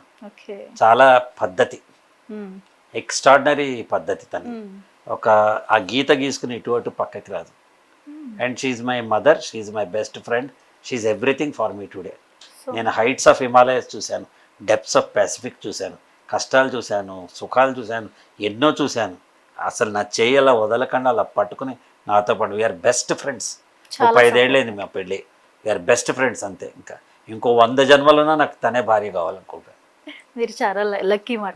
నేనే లక్కీ అమ్మా, అదే చెప్తున్నాను, చాలా లక్కీ నేను ఎందుకు అని అంటున్నానంటే, ఒకే ప్రొఫెషన్లో ఉండి మీ తర్వాత అప్పుడు తను చదువుకుంటోంది, శివాజీ ఎంఏ ఇంగ్లీష్ చదువుతున్నప్పుడు.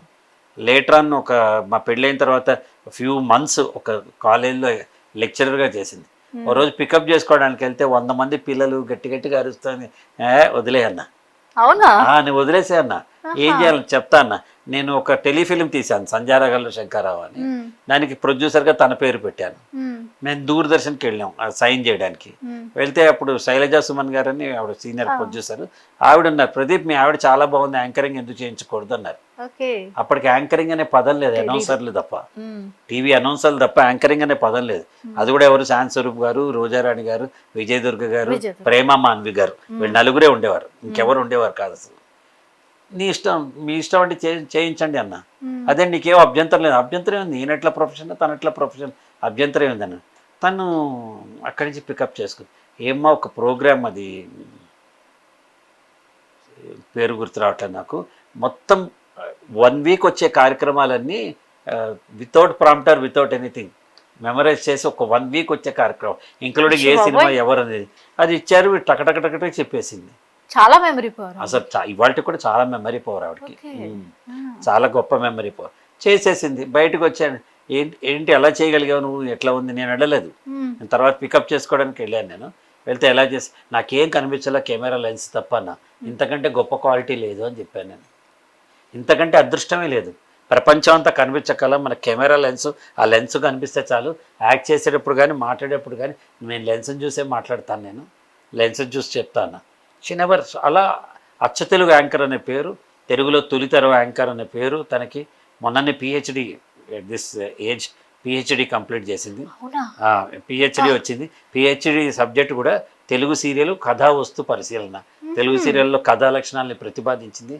ఫస్ట్ ఆఫ్ ఇట్స్ కైండ్, ఎప్పుడు ఎవరూ చేయలేదు. తను ఉద్యోగం చేస్తానంటే మా కంపెనీ మొత్తం చూస్తుంది, తను ఉద్యోగం చూస్తుంది. She's a extraordinary writer, extraordinary singer, extraordinary రాస్తుంది, ప్రతి పని చేస్తుంది. మళ్ళీ భార్య కింద, తల్లి కింద, కోడల్లాగా అసలు ఒక్కరోజు తన డ్యూటీని విస్మరించలేదు. సో నా మీకు సరిపోదు అంతసేపు మాట్లాడగలను. అసలు అంత టాలెంటెడ్, మల్టీ టాలెంటెడ్. అక్కడ ఓపిక కూడా చెప్పాలి సార్, చాలా ఓపిక, విపరీతమైన ఓపిక. అసలు తట్టుకోలేదు. ఒక 10 నిమిషాలు ఎవరికైనా ఒంట్లో బాగాలేదంటే కూడా తట్టుకోలేదు. షీటే. అందుకనే అంటే మా మదర్ పోయిన తర్వాత నాకు మదర్ నా వైఫే, అట్లా చూసుకుంటుంది తను. సార్ మీ ఇద్దరి మధ్య అంత అండర్స్టాండింగ్ ఉంది కదా, ఎప్పుడైనా గొడవ వచ్చిందా? గొడవలు రావమ్మా, అభిప్రాయ భేదాలు వస్తాయి భార్యాభర్తల తర్వాత. ఈ చిన్నపాటి అర్థం చేసుకోవాల్సిన ప్రతి ఒక్కరు కూడా ఏంటంటే, మనం మనుషులం కాబట్టి అభిప్రాయ భేదాలు వస్తాయి. నీకు బ్లూ ఇష్టం ఉండొచ్చు, నాకు గ్రీన్ ఇష్టం ఉండొచ్చు, చెల్లెలు ఉండొచ్చు, నేను అన్నయ్య ఉండొచ్చు, నువ్వు ఫ్రెండ్ అయి ఉండొచ్చు, లేకపోతే సరస్వతి నా భార్య. ఇట్ డజంట్ మీన్ ఎనీ రిలేషన్షిప్లో అభిప్రాయ భేదాలు వస్తాయి. గొడవలు, అవి గొడవల్లాగా మనం భూతద్దాల్లో చూస్తే గొడవలు వస్తాయి. ఎందుకు గొడవలు అవుతాయమ్మా? ఏం గొడవలు లేవు మాకు.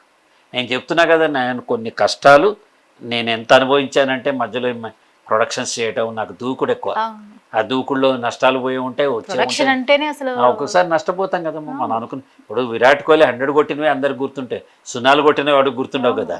అలా మనం కూడా డక్కులు కొట్టిన లేకుండా ఫస్ట్ జనరేషన్ బిజినెస్ సక్సెస్ అనేది కూడా అసాధ్యం కదమ్మా. అప్పుడు తను చాలా నాకు తోడుగా నిలిచింది. ఇవాళకి కూడా అంతే. She's best friend of mind. అసలు అట్టిట్లా కాదంతే. మరి నట వారసులుగా పిల్లల్ని తీసుకురాలేదా? ఇవన్నీ ట్రాష్ అమ్మా, ఎవడి ప్రొఫెషన్ వాడిది. నట వారసులు లేరు, తొక్కలేదు, తోలేదు. మా నాన్నే వాళ్ళ నటుడా, నేను అవటానికి కాదు, నేను నటుడే అని నా పిల్లలు అవుతారు. బట్ వాళ్ళిద్దరు ఇదే రంగంలో ఉన్నారు. మా అమ్మాయి నిహారికగా, మీ ఫోటో ఉందిగా, Niharika doctor by nature, she's a dentist by education. కానీ అది ఎంసీయింగ్ చేస్తుంది. అంటే యాంకరింగ్ అంటే టీవీలో వచ్చే యాంకరింగ్ కాదు. తను చేసేది ఏంటంటే స్టేజ్ షోస్, పెద్ద సెమినార్స్, కార్పొరేట్ ఈవెంట్స్, వాటన్నిటికీ ప్లస్ మా మేము చేసే పెద్ద అన్ని ఈవెంట్స్కి తను చేస్తుంది. అదిగాక దానికి ఒక బేబీ పుట్టింది. ఆ బేబీ పుట్టిన తర్వాత బేబీ సినిమాకి అసోసియేట్ డైరెక్టర్గా పనిచేసింది. ఇప్పుడు మా కంపెనీలో complete ad films, corporate films మేము చేసే, మా క్లయింటైల్కి చేసే ఇన్ఫ్లుయెన్షియల్ మార్కెటింగ్స్, ఇవన్నీ క్లయింట్ల హ్యాండింగ్ మొత్తం తను చూస్తుంది. అమ్మాయి కూడా మల్టీ టాలెంటెడ్. తను సింగరు, తను she's also everything, she's the writer. తను చేస్తుంది. మా అబ్బాయి ఏమో మ్యూజిక్ ప్యాషన్. వాడు కూడా MBA సెయింట్ జోసెఫ్స్లో పోస్ట్ గ్రాడ్యుయేషన్ చేశాడు, మార్కెటింగ్ అండ్ అడ్వర్టైజింగ్లో చేసి వచ్చాడు. వాడు గిటారిస్టు, కంపోజరు, సింగరు. ఇప్పుడు కీరవాణి గారి దగ్గర వర్క్ చేస్తున్నాడు. తను ఆయన దగ్గర క్లోజ్గా ఉన్న బ్యాచ్లో వర్క్ చేస్తున్నాడు. వాడు చాలా పాటలు అవి పాడతాడు. తను సొంతంగా మ్యూజిక్ కంపోజ్ చేసుకుంటాడు. సో వాళ్ళకి ఇష్టమైంది వాళ్ళు అలా ఉన్నారమ్మా. నా నటవారసత్వాలు మన తర్వాత ఏంటి మన అదేం పెట్టుకోలేదు మీరు. అసలు అవసరమే లేదమ్మా. ఎవరి జీవితం వాళ్ళది, ఓకే. ఎవరి జీవితం వాళ్ళది. మోటివేషనల్ స్పీకర్గా అసలు అటువైపు ఎలా అనిపించింది మీకు? అంటే నేను యాజ్ ఎ స్పీకర్ నేను నా 9th క్లాస్లోనే జర్నీ స్టార్ట్ చేశానమ్మా. 8th క్లాస్లోనే. ఓకే. అంటే డిబేట్లు మాట్లాడటం అని బై ప్యాషన్. అంటే చెప్తారు కదా ఒక మాట, మోటివేషన్ అన్నారు కాబట్టి ఈ మాట చెప్తున్నా. విత్తనానికి అది నాటినప్పుడు దానికి తెలియదు పెద్ద చెట్టు అవుతా అని, నాటే రైతుకు తెలుస్తుంది. అలా మా టీచర్ డిఎస్ శర్మ గారు అని తెలుగు టీచర్, వివి స్కూల్ మన కోటి జాంబాగ్. ఒకరోజు పాఠం చదువుతుంటే ఆయన గట్టిగా చదవమన్నాడు. పాఠం నేను చదివాను. అయిపోగానే స్టాఫ్ రూమ్కి రా అన్నారు. నా భయం వేసింది. ఆ రోజుల్లో స్టాఫ్ రూమ్ అంటే ఇంకేం లేదు, ఏదో తప్పు చేస్తుంటాను మాస్టర్ గారు నన్ను స్టాఫ్ రూమ్ రమ్మంట. ఎప్పుడు 1974 సంవత్సరం, నేను 8వ క్లాస్లో ఉన్నాను. భయపడుతూ వెళ్ళాను. అరే నీకు వక్తృత్వ ధోరణి ఉంది, నువ్వు బాగా మాట్లాడుతున్నావు, నువ్వు డిబేట్స్ మాట్లాడు అన్నారు. నాకు తెలియదు సార్ అన్నారు. నేను నేర్పిస్తా అన్నారు. ఆయన కొన్ని టెక్నిక్ నేర్పించారు. Next year world Telugu conference అయింది. దాంట్లో ఫస్ట్ ప్రైజ్ వచ్చింది నాకు. 75 9th స్టాండర్డ్లోనే. అలాగే 9th స్టాండర్డ్లో ఆల్ ఇండియా డ్రామా కాంపిటీషన్కి వెళ్తే 2 ప్రైజులు తెలుగు వాళ్ళకి వచ్చాయి మొత్తం. దాంట్లో బెస్ట్ యాక్ట్రెస్ ఉత్తమ నటి శకుంతల గారు, తెలంగాణ శకుంతల గారు. And then best child artist నాకు వచ్చింది. ఇద్దరికి వచ్చిన, ఇద్దరం తర్వాత స్థానంలో పెద్ద ఆర్టిస్టులు అయ్యాం. పెద్ద ఆర్టిస్ట్ అంటే మళ్ళీ తెలిసిన ఆర్టిస్టులు అయ్యాం అంతే.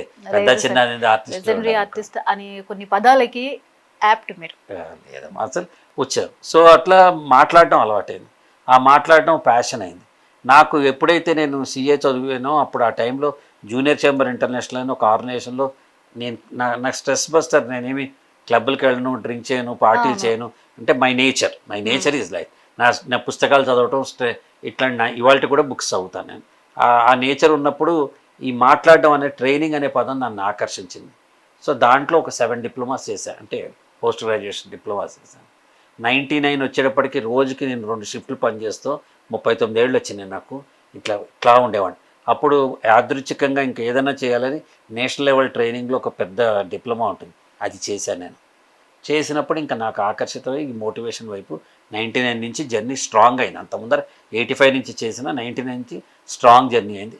ఈ రోజున గొప్ప చెప్పుకోవటం అని కాదు, ట్రైనర్స్, చదువుకునే ట్రైనర్స్ ఇండియా మొత్తం మీద ఉన్న అతి కొద్ది మందిలో నేను ఒక్కడిని. తెలుగు రాష్ట్రాల్లో నన్ను ఈరోజు చాలామంది లైక్ చేస్తారు. చాలామంది ఫాలోవర్స్ అవుతారు. చిన్న లక్షల మంది చూసిన ఉంటాయి, వేల మంది చూసి, నేను అవేమి నెంబర్స్ నేను కౌంట్ చేయను. కానీ మనం దేవుడు నాకు ఏ శక్తి ఇచ్చాడంటే అవతల వాళ్ళకి అర్థమయ్యే విధంగా నాకు తెలిసిన జ్ఞానాన్ని ఇవ్వగలుగుతున్నాను. ఇది నాకు ఆనందం.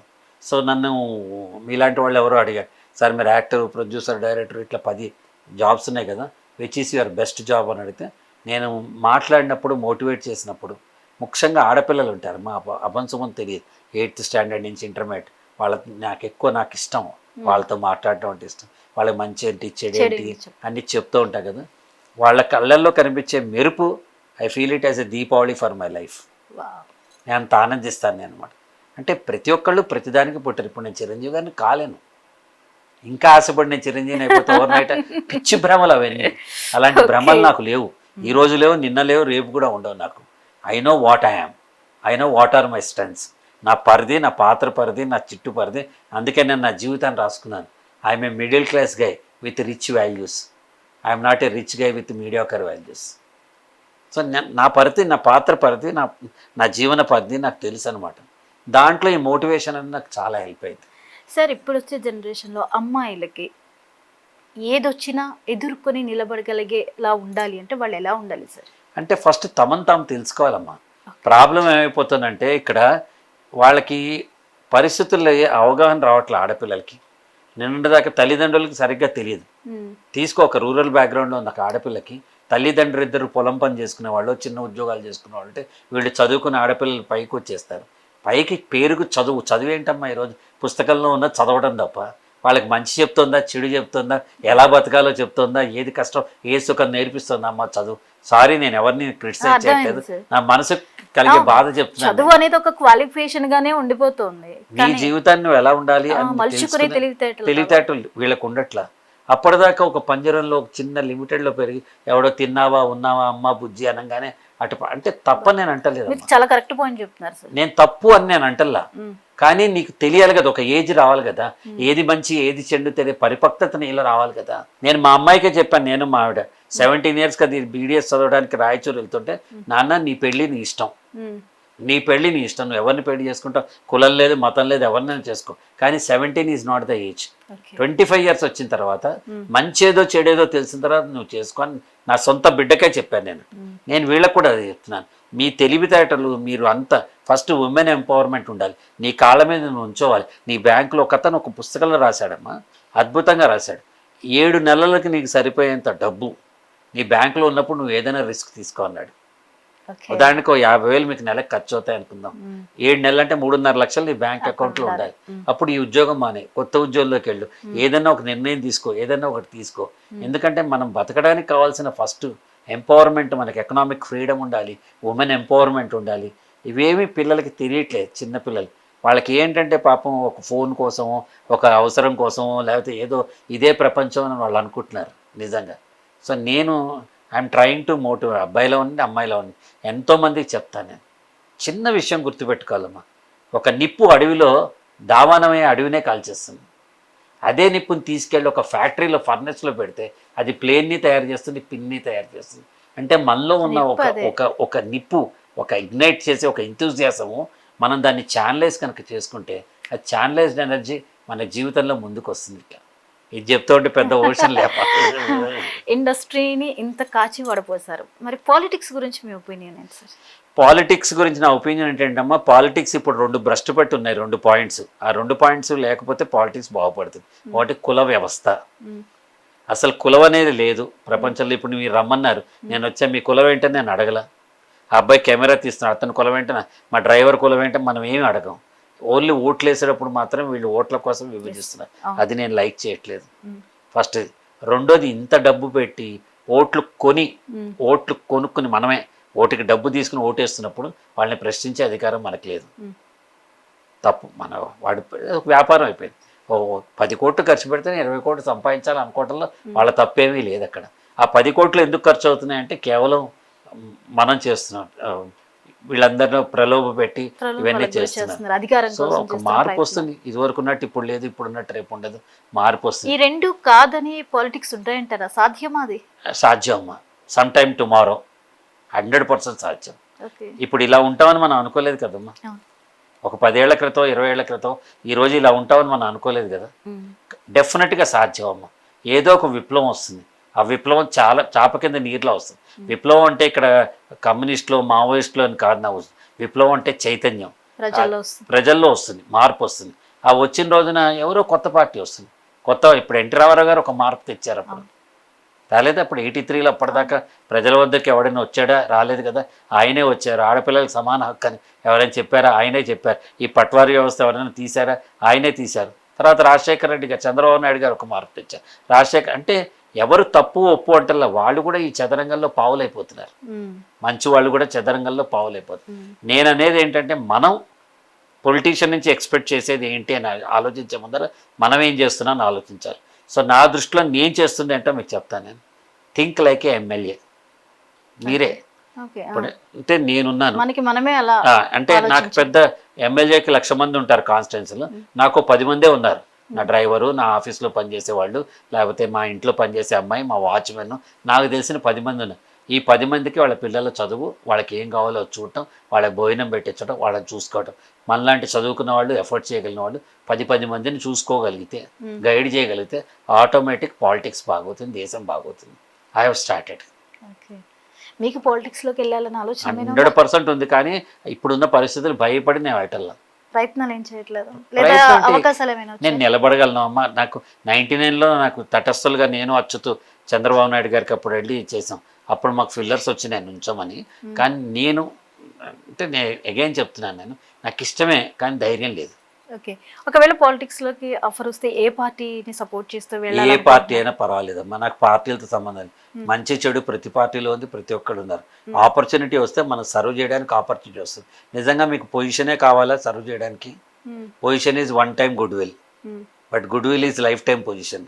మీ మంచితనమే మీకు శ్రీరామ రక్ష. నేను చేయగలను, సేవ చేస్తున్నాను. నెలలో 3 రోజులు వెళ్ళి ఫ్రీగా ట్రైనింగ్ ప్రోగ్రామ్ చెప్తాను. ఎవరైనా ఏ సహాయం చేయమంటే నుంచుని సహాయం చేస్తా. సార్ నాకు ఉద్యోగం కావాలని ఎవరైనా నాకు పంపిస్తే, ఎవరో తెలిసిన వాళ్ళు సార్ ఈ పిల్లకి ఉద్యోగం కావాలని పంపిస్తాను. వస్తుందో రాదో తెలియదు. What best I can do I'm doing it. So politics పార్టీలు అక్కర్లేదమ్మా, సేవ ముఖ్యం. సేవ, ఆ సేవ చేయాలి. ఆ సేవ ఎలా ఉంటుంది? 10 మందికి మంచి మాట చెప్పడం కూడా సేవే. 10 మందిని దగ్గరించేసుకో. ఓ పిల్లలు ఎవరు ఇప్పుడు మా డ్రైవర్ కూతురు కొడుకో వాడు కష్టపడి ఫీజు కడుతూ ఉంటే నేను బయటికి వెళ్ళి అనాథాశ్రమంలో అన్నానికి 500 ఇస్తానని మూర్ఖత్వం నా దృష్టిలో మూర్ఖత్వం. You help that guy. మనవాడే మన కింద పని చేసేవాడు కదా, మనతో పాటు చేసేవాడే కదా, మనతో పాటు కలిసి కారులో కూర్చున్నప్పుడు కులాలు అడ్డరావు, పక్కన కూర్చున్నప్పుడు డ్రైవర్. హోటల్ రూమ్కి వెళ్తే కులం అద్దొస్తుందా? నువ్వు ఆ టేబుల్ మీద కూర్చో, ఈ టేబుల్ మీద. ఏంటమ్మా ఇది? నా 63 ఏళ్ళ వయసు నాకు, ఇవాటి దాకా నీ కులం ఏంటని ఎవరిని అడగల. ఇప్పుడు మన తెలంగాణ పాలిటిక్స్ మీద మీ ఒపీనియన్ ఏంటి? తెలంగాణ సూపర్లేటివ్ ప్లేస్ అమ్మా. అసలు తెలంగాణ నాకు ఎంతో ఇష్టం. ఎందుకు ఇష్టం అంటే ఇంత స్వచ్ఛమైన మనుషులు ఎక్కడ ఉండరు తెలంగాణలో ఉన్నట్టు. అట్లా అని ఆంధ్ర వాళ్ళు మంచివాళ్ళు కాదు, ఈ లేనిపోని రాజకీయాలు అంటారా నేను. వీళ్ళు బై నేచర్ స్వచ్ఛమైన మనుషులు ఇక్కడ. సో తెలంగాణ కొంచెం వెనకబడి ఉన్న ప్రాంతం ఇదివరకు, ఇప్పుడు కాదు. ఇప్పుడు డెవలప్ అవుతుంది, వస్తారు. రాజకీయాలు పక్కన పెడితే తెలంగాణ బ్రహ్మాండంగా ఉంది. ఇప్పుడు ఆంధ్రాని కూడా చూడాల్సిన అవకాశం ఉంది. ఏపీ పాలిటిక్స్ మీద మీ కామెంట్ ఏంటి? ఏపీలో వాళ్ళు బాన్ రిచ్. ఏపీలో తెలివితేటలు కానీ, మాగాణి కానీ, భూమి కానీ అంతా ఉంది. దాన్ని మళ్ళీ అడవిలో ఫైర్లా ఉంది. దాన్ని ఎవరో ఫర్నెస్లో పెడితే బ్రహ్మాండమైన ఫైర్ అవుతున్నది. ఇప్పుడు ఆ రిచ్నెస్ తగ్గినట్టు ఏమైనా అనిపించింది? అట్లా ఏం లేదమ్మా, ఇవన్నీ టెంపరీ అమ్మా. ఒకటి చెప్తానమ్మా, వెల్ఫేర్ స్కీమ్స్ పెట్టుకున్నారు ప్రతి గవర్నమెంట్. అవును, ఇది కరెక్టేనా? ఈ వెల్ఫేర్ స్కీమ్స్ అనేవి శ్రేయస్కరమైన రాష్ట్రం? కరెక్ట్ కాదమ్మా. ఎందుకు కరెక్ట్? ఒక నాగార్జున సాగర్ ప్రాజెక్ట్ కడితే వాటి కూడా పనికొస్తుంది, అది కరెక్ట్. కొన్ని లక్షల కోట్లు పెట్టి ఒక ప్రాజెక్ట్ పెట్టడం కరెక్ట్. ఇలా ఇస్తున్నారు. ఎందుకు ఇస్తున్నారు అంటే పాపం దెర్ ఆర్ మెనీ రీజన్స్ ఈ రోజున కదా, దానికోసం ఇస్తున్నారు అక్కడ. బట్ నా దృష్టిలో ఏంటంటే ఈ టెంపరీ స్కీమ్స్ కంటే పర్మనెంట్ స్కీమ్స్ ఏమైనా చేస్తే బ్రహ్మాండంగా ఉంటుంది, అవతల వాడికి ఇష్టం ఉంటుంది. ఎప్పుడు కూడా యునైటెడ్ నేషన్స్ కూడా సస్టైనబుల్ గోల్స్ అంటారు. సస్టైనబుల్ అంటే 10 కాలాల పాటు ఉండే ఒక లక్ష్యం మనకు ఉండాలంటారు.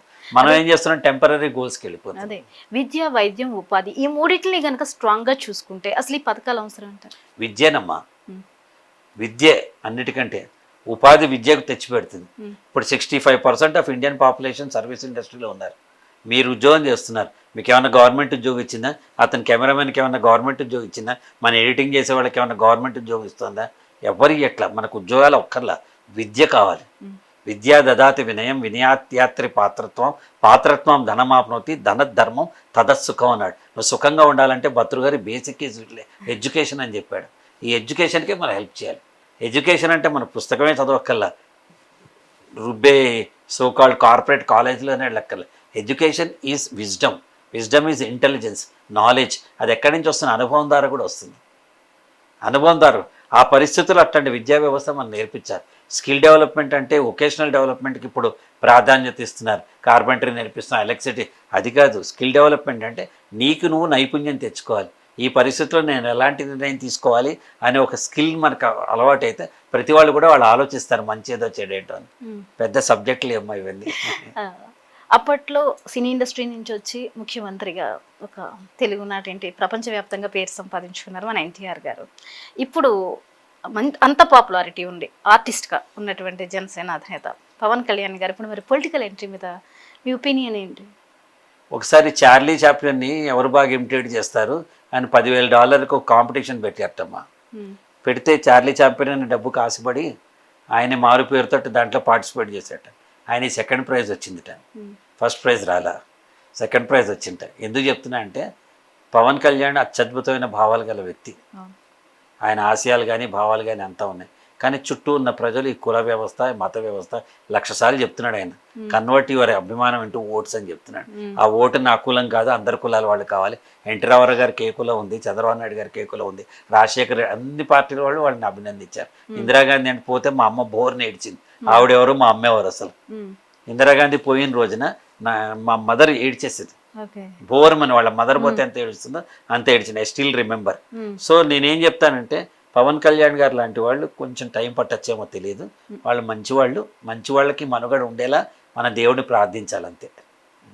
ఏపీ ప్రజలకు ఏం చెప్తారు? ఏపీ ప్రజలైనా ఏ ప్రజలైనా ఒకటే చెప్తానమ్మా, అది సరే, ఓటు వినియోగించుకునే విషయంలో ఎవరికైనా సరే ఓటర్కి ఆలోచించాల్సింది ఏంటి? ఫస్ట్ నువ్వు ఆలోచించాల్సింది ఏంటంటేనమ్మా, అక్కడ కులం కాదు, మతం కాదు, నిన్ను ప్రలోభపెట్టిన డబ్బు కాదు, మద్యం కాదు, ఏం కాదు. 5 ఏళ్ల పాటు నెక్స్ట్ నీ తరానికి, నీ పిల్లల తరానికి భవిష్యత్తుని సూచించే నాయకత్వం ఎవరికి ఉందని చూడాలమ్మా. ఆ నాయకత్వమే అన్నిటికంటే ముఖ్యం. యథా రాజా తథా ప్రజ అంటారు. రాజు ఎలా ఉంటే ప్రజలు అట్లా ఉంటాం మనం. ఆ రాజు అంటే ఇప్పుడు ప్రజాప్రతినిధులే రాజులు, ఎమ్మెల్యేలే మనకి రాజులు, ఎంపీలే మనకి రాజులు.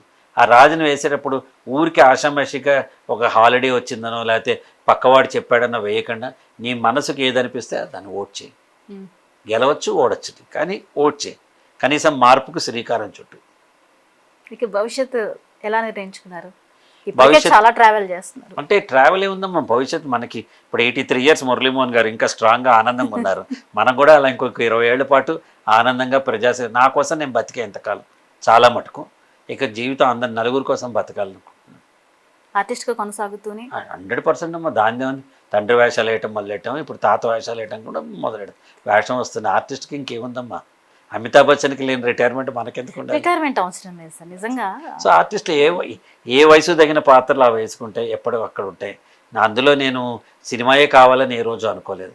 నాకు సీరియల్లో అయితే ప్రతిరోజు ఒక ఫోన్ వస్తుంది, సార్ వేస్తారని. నేనే ఆలోచిస్తాను, ఎందుకంటే మంత్లీ 10-12 days కమిట్మెంట్ అంటే నా మిగతా విషయాలన్నీ నాకు కొంచెం ఇబ్బంది అవుతాయి. మొన్న కూడా పల్లకిలో పెళ్లి కూతురు సీరియల్ యాక్ట్ చేశాను రీసెంట్గా, మన లాస్ట్ ఇయర్ కూడా. సో మంచి పాత్ర అయితే వేస్తాను, ఆర్టిస్ట్గా కొనసాగుతాను, డైరెక్టర్గా కొనసాగుతాను, నిర్మాతగా కొనసాగుతాను, మంచి వ్యక్తిగా కొనసాగుతాను.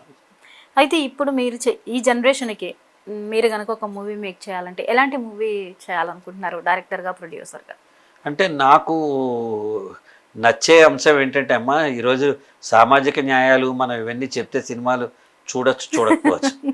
సో నా దృష్టిలో ఈరోజు ఉన్న ఒక ఐటీ ఎంప్లాయీస్ కానీ మీరున్నారు, మీరు మీ లైఫ్ పార్ట్నర్తో పిల్లలతో ఓ సినిమాకి వెళ్తే ఆ 3 hours అన్నీ మర్చిపోయి అబ్బా భలే రిఫ్రెషింగ్గా ఉందని లాస్ట్ వచ్చేటప్పుడు ఒక చిన్న మెసేజ్ ఉంటుంది ప్రతి సినిమాలో, కట్నం తీసుకొద్దనో తప్పు చేయొద్దనో, అలాంటి చిన్న మెసేజ్ తోటి బయటకు వస్తే, గుండమ్మ కథ అయినా అదే మెసేజ్, అనా పెళ్ళంటే ఆయన మెసేజ్, మల్లీశ్వర్ అయినా అదే మెసేజ్, మంచి మంచి సినిమాల్లో చివర అట్లాంటి మెసేజ్, చిన్నపాటి మెసేజ్ ఉంటుంది అలాంటివి. సో నాకు తెలిసి ఈ రోజున lighter vein comedy, healthy comedy ఉన్న సినిమాలు నేనైతే అలా తీస్తాను యూత్కి. సరే, మరి మీ రహస్యం కూడా చెప్పండి. మీరు ఇంత యాక్టివ్గా, ఇంత ఎనర్జెటిక్గా ఉండడానికి రీజన్ ఏంటి? అంటే ఉన్నదాంతో తృప్తి పడటం ఒకటమ్మా, అది అన్నిటికంటే పెద్దది. ఉన్నదాంతో తృప్తి పడాలి మనం. మనకి ఏది ఇచ్చాడో దేవుడు అది ఇచ్చాడు. If I'm like this, I'm like this. I'm 5 feet 5 inches height, I'm 5 feet 5 inches హైట్. I have a bald head, I have a bald head. దీని గురించి వరి అవ్వటం, దీని గురించి అసలు లేనే లేదు. నాకు ఉన్నదాంతో తృప్తి పడతాను ఒకటి. రెండోది, అన్నిటికంటే నేను నిరంతర విద్యార్థిని. ఎవ్రీడే కొత్త విషయం నేర్చుకోవాలి. If you stop learning you start dying. ఎంత బాగా చెప్పారు. నెంబర్ 3 అన్నిటికంటే ముఖ్యమైనది, ముసల్తనం అనేది మనసుకు సంబంధించింది తేకూడదు. వయస్ is only for the body, not for anything. Age ఇందంది. ఎంత బాగా రాస్తారు దేవులపల్లి కృష్ణశాస్త్రి గారు, సీతవేళ రానియకు, శిశిరానికి చోటు ఇవ్వకు, పడుచుగుండె ఏనాటికి పోనివ్వకు అంటాడు. సో ఆ పడుచుగుండెని ఇంటాక్ట్ పెట్టుకోవాలి. పడుచుగుండె అంటే ఇక్కడ పిచ్చిగా మాట్లాడటం కాదు. పడుచుగుండె అంటే లెర్నింగ్, ఇంకా కొత్త విషయాలు తెలుసుకోవటం, పిల్లలతో పాటు ఉండటం. అది నన్ను ఎవరో అడిగారు, పేరెంటింగ్ అంటే ఏంటండి అని అడిగారు. నేను చెప్పాను అనమాట, పేరెంటింగ్ అంటే మన కార్ డిక్కీలో స్టెఫినీ ఉంటుంది, ఆ స్టెఫినీలో ఉండటమే పేరెంటింగ్. పిల్లల్ని వాళ్ళ కాళ్ళ మీద వాళ్ళు పరిగెత్తనియాలి. ఎప్పుడో ముళ్ళు గుచ్చుకుంటుంది, టైర్ పంచర్ అవుతుంది, అప్పుడు మనం వెళ్ళి కాసేపు ఆసరాగా నిలబడాలి, మళ్ళీ వెళ్ళి డిక్కీలు తొంగోవాలి అని చెప్పారు. యువతానికి అంతే, వాళ్ళు అవసరమైనప్పుడు మన దగ్గరికి వచ్చినప్పుడు మనం ఏదైనా సలహా ఇవ్వాలి, ఇది కాదు అదని చెప్పాలి. మనకంటే తెలియగల వాళ్ళు. నేను 3 గంటలు లైబ్రరీలో చదువుకున్నా కదా అని నా కొడుకుని, నా మనవరాలని ఇప్పుడు లైబ్రరీకి వెళ్ళమంటే వాళ్ళు నవ్వుతారు. నాన్న గూగుల్ ఉంది కదా, నీకు ఎందుకు లైబ్రరీకి వెళ్ళాలంటాడు. సో మారుతున్న కాలం పాటు మారటమే మనం చేయాల్సిన పని. చివరిగా ప్రేక్షకులకు మీరు ఏం చెప్తారు? హాయిగా ఎంజాయ్ చేయండి లైఫ్ని, ఉన్నదాంతో తృప్తిపడండి, ఎక్కువ ఆశించద్దు. ఆశించడం లక్ష్యాలు గమ్యాలు ఉండాలి, కానీ ప్రతిదానికి డిసప్పాయింట్ అవ్వద్దు, ప్రతిదాన్ని అనద్దు. టుమారో ఈజ్ అవర్స్, గుర్తుపెట్టుకోండి, రేపు మనది అనే ఆశయంతో మనం ఉండాలి. ఉన్నదాంతో తృప్తిపడండి, హ్యాపీగా ఉంటారు మీరు. Thank you so much sir, ఎన్నో విషయాలు చెప్పారు మీరు, అందుకే మీరు వికీపీడియా లాంటి వారు. Thank you so much. ఇక్కడికి వచ్చి చాలా వాల్యుబుల్ సజెషన్స్ కూడా మాకు ఇచ్చారు.